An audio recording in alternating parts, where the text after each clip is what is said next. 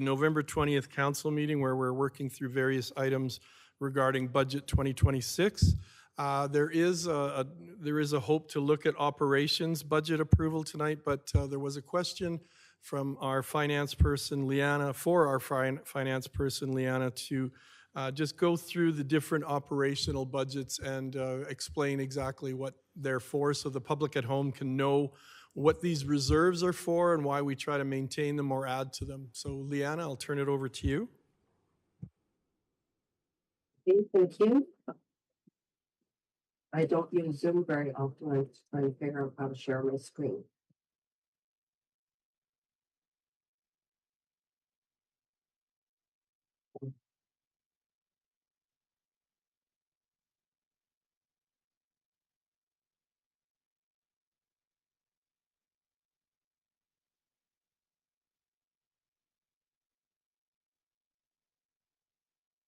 Okay, so overall in our operating reserves. Liana, can you make those a little larger just for the screen? Is that big enough now? Bigger, a little bit more. A little bit more? If we can fill the screen, that would be wonderful. Fill it. Is that better? We're almost there, Liana, if you can go just a touch more. Okay, that looks good. Okay. All right, thank you. So if you could just explain for the folks at home and new councillors the different operating reserves and what they're for. Okay, so we have 4 operating reserves. We have our financial stabilization reserve, and this is basically to handle some of these one-time expenditures that we have. We normally transfer a portion of any surplus into this reserve, and this then becomes to help deal with any non-recurring expenditure that comes up. Something that is unforeseen, it's a one-time. Okay, thank you. Councillor Wiley might have a question. Yeah, through the mayor to administration. When people at home see the financial stabilization reserve savings account at like almost $3.5 million, the question I get is, why can't council just, knock 10% off of that, almost have no tax increase this year? That seems like an enormous amount of money, $3.5 million. Why should council not just deplete that in order to keep our taxes at 0% increase this year? What would administration's recommendation be and why?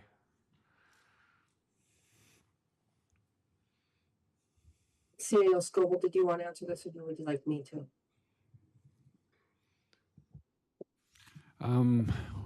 Yeah, it is for emergent items. It's for some other issues as well. I think, I don't know if Liana has it handy or not. The way to show it is to show the opening and closing balances. So, last year there was significant withdrawals from it for some of the matters that we brought before council for public decisions.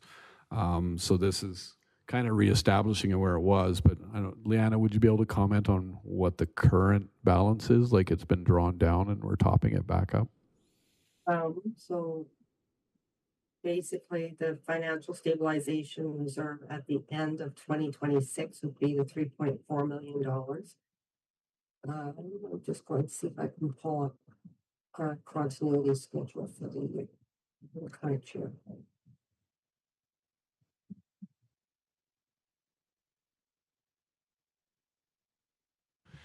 Yeah, I appreciate you pulling this up because I think what people at home need to realize is this isn't us stashing away money for future.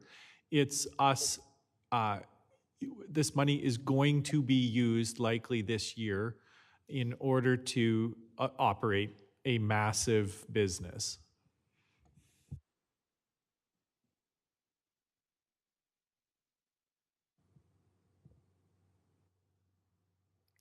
Liana, did you want to weigh in? I'm just going to try and pull up this, continuity schedule here, so I apologize. What she's trying to show is the withdrawals and deposits over 2025 to kind of show you where it is, and that we're, again, topping it back up after some of the unexpected expenses that came up in 2025 were drawn down from it. To help people understand, so it's sort of like if you're running a household, you can have your budget set and you can have gone through item by item and have everything just perfect. But this year, both my washing machine and dryer kicked out within a month of each other. And that is an unpredictable expense. And so it's the same thing when you're operating a business or you're operating a town. You need to have we call it financial stabilization, but it needs to be an amount of money you have set aside just so that you're not going into debt for every single item or going back to the public and it's just very complicated. So I know that number seems enormous, but it's it's in proportion for the size of the budget that we're running. CAO School, no, you're good. So a good example, to kind of real world example, building on Councillor Wiley's example there.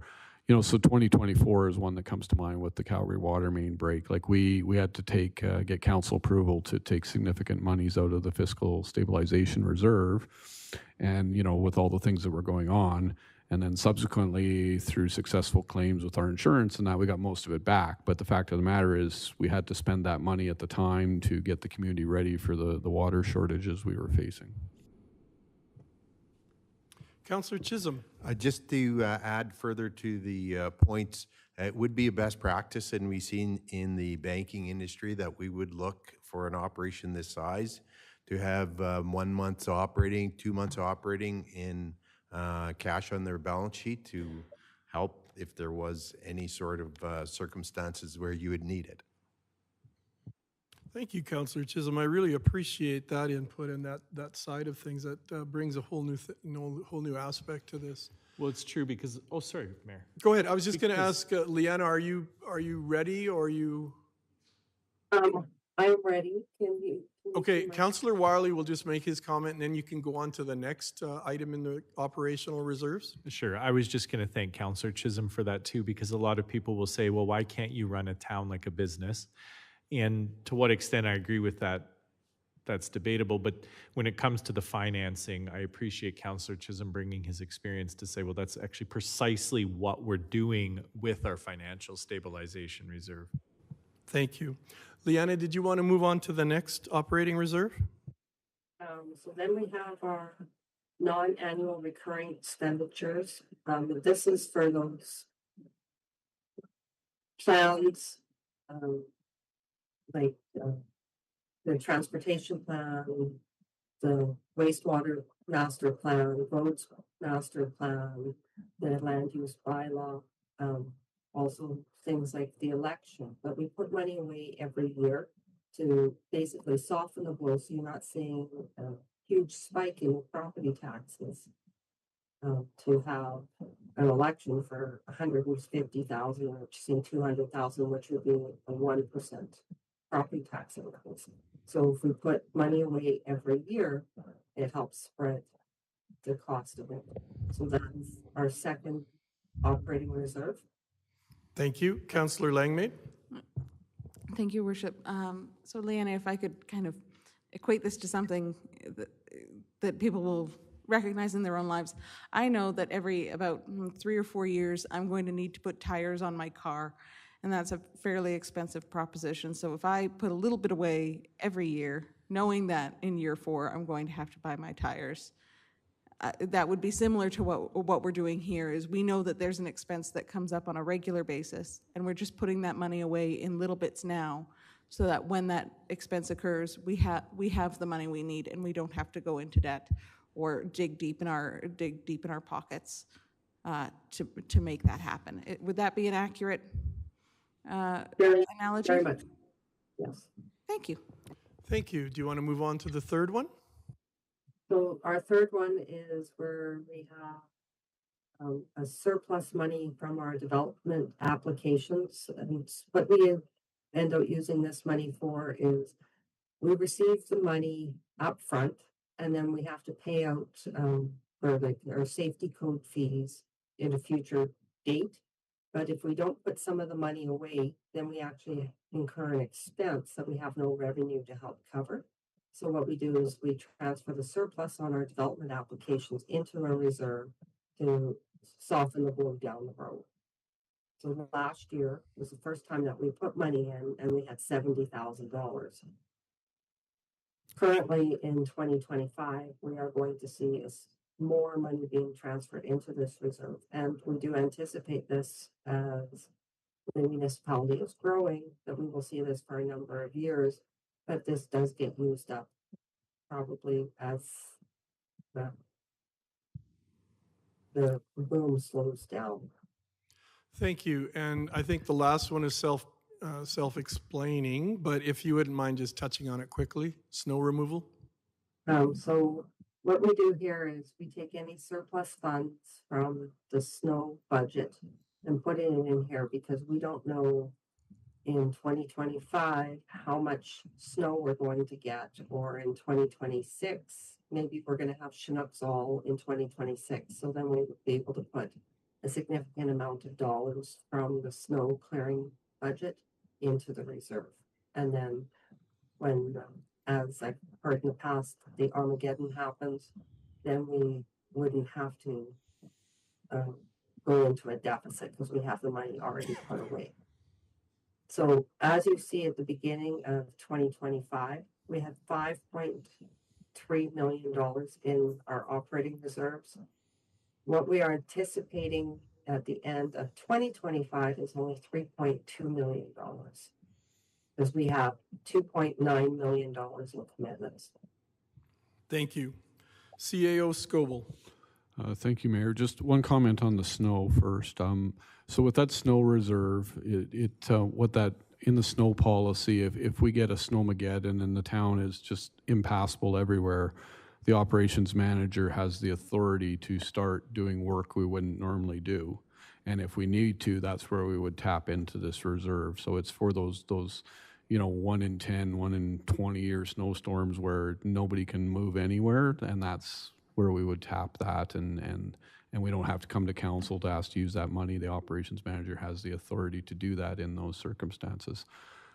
Back to the fiscal stabilization, I was just going to turn over to Riley here. He does have the more itemized list of things that were used from the fiscal stabilization last year. Maybe it's a long list, so maybe just the big ticket items. Yeah. Through the CAO, that's exactly, I won't go line by line item here, but to illustrate, like Liana was speaking, the types of uses we used for the financial stabilization one-time items in 2025 that the prior council approved, just for your reference, something around $325,000 in economic development activities that emerged at the beginning of the year, $60,000 for physician sponsorship grant opportunities that emerged at the beginning of the year, the $30,000 for the Culture and Wellbeing Task Force, and the capital budget amendment for the aerial ladder truck initial payment to take advantage of current day pricing and interest or foreign exchange rates. Just for example, to give council idea of why we want the balance there to be able to fund these types of operations. Thank you, Riley. So those are the 4 operating reserves that have been explained by our head of finance. And if there are no further questions for her, we can move on. And I think we're looking at the potential adoption of the 2026 operating budget.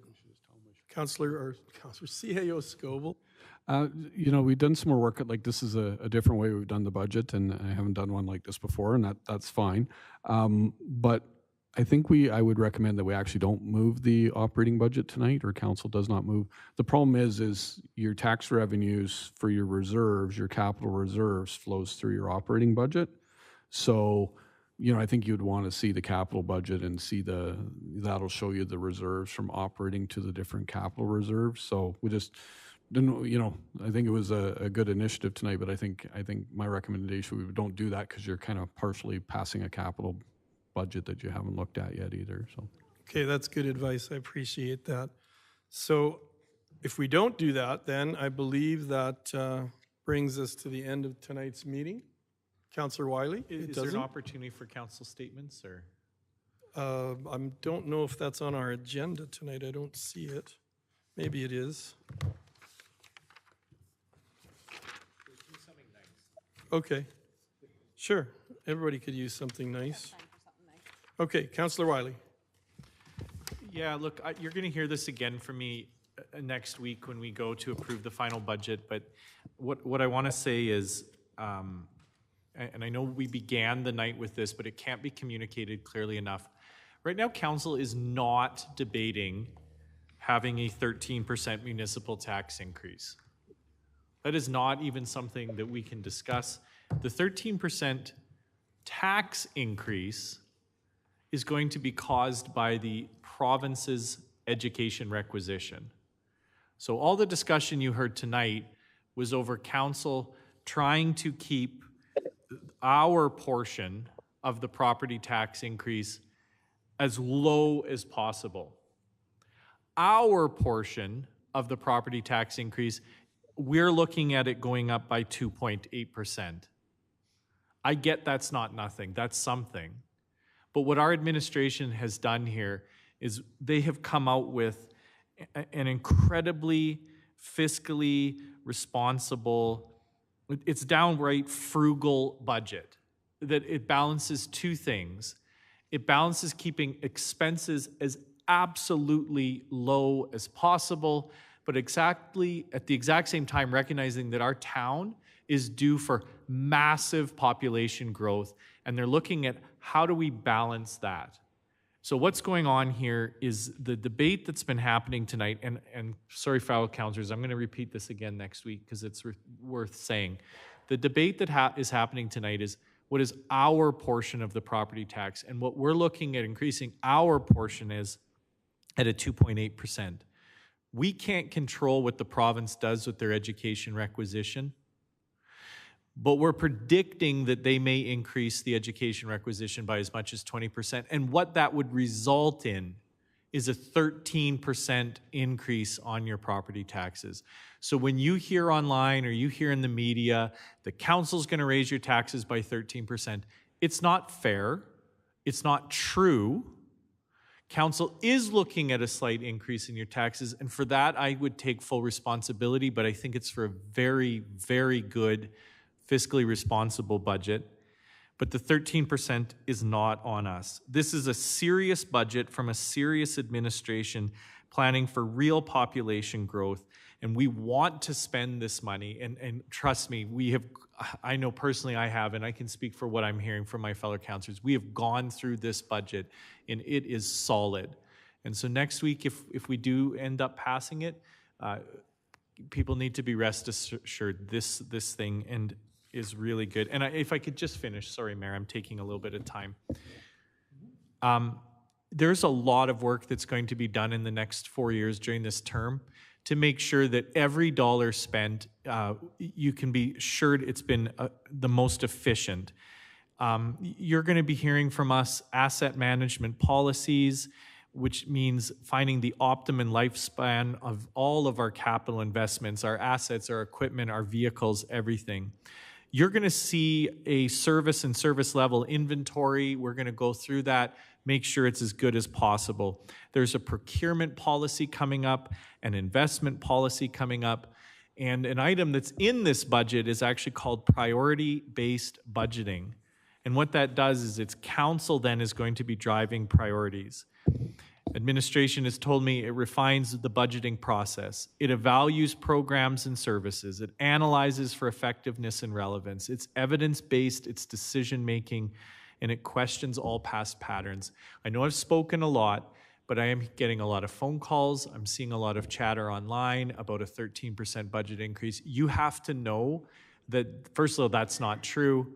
And secondly, that this budget is, let me be honest, this budget's a beauty. Thank you. Thank you for that. And if there are no other comments, that leaves me just to adjourn the meeting, and the meeting is adjourned at 9:45.